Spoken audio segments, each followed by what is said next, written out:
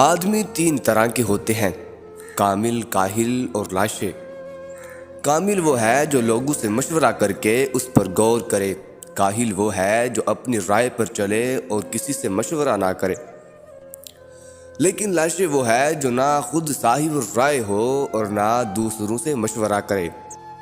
جب تم کسی صاحب علم کو دنیا کی طرف مائل دیکھو تو سمجھ لو کہ دین کے بارے میں وہ قابل الزام ہے، کیونکہ یہ قاعدہ ہے کہ جو شخص جس چیز کا خواہاں ہوتا ہے اسی کی دھن میں لگا رہتا ہے۔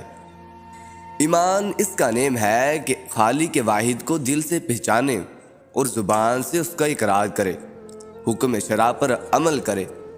لیکن تم نے لوگوں کو غلام کیوں بنا لیا ہے، حالانکہ ماؤں نے تو انہیں آزاد جنا تھا۔